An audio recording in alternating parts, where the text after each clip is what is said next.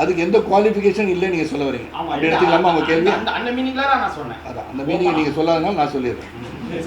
அப்போ அது யார் வேணால் வரலான் இருக்குது. இது democratic country, anybody can come to politics. ரெண்டாவது நீங்கள் இப்போ இங்கே நடிச்சிட்டு இருக்கிறவங்க வந்து பாலிடிக்ஸ் பண்ண பிறகு பாலிடிக்ஸில் போய் நடிக்காதீங்க. அது உண்மையாக இருந்தால் அது நல்லாயிருக்கும். வேறு கன்ஃபியூஸ் பண்ணிக்கிறாங்களா? ஆமாம், கன்ஃபியூஸ் பண்ணக்கூடாது.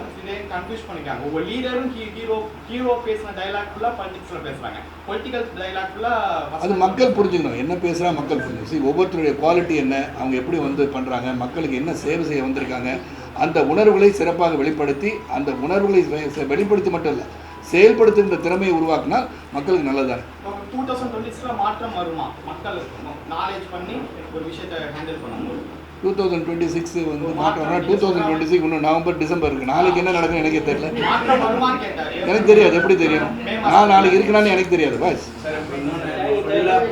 நாளைக்கு என்ன நடக்கும்னு சொல்ல முடியாதுல்ல.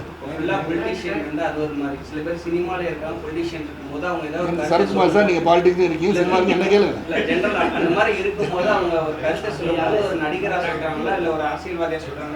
பற்றி எனக்கு மற்றவங்களை பற்றி எனக்கு தெரியாது. நான் என்னை பற்றி சொல்கிறேன்னா, நான் வந்து படத்தில் வந்து நான் நடிக்கும்போது நான் வந்து ஒரு பாலிட்டிஷியன்ற மறந்துட்டு அங்கே நடிக்கிறேன். அந்த கதாபாத்திரம் என்ன கேட்கின்றதோ அது நடிப்பேன். அதில் வந்து நான் சேர்ந்திருக்க இயக்கத்தை வந்து வேறு மாதிரி சொல்ல வேண்டிய கருத்து வந்து அதை கொஞ்சம் கேட்பேன். எதுக்கு இப்படி சொல்கிறீங்க, இது சொல்லணுமா, அவசியமானு கேட்பேன்.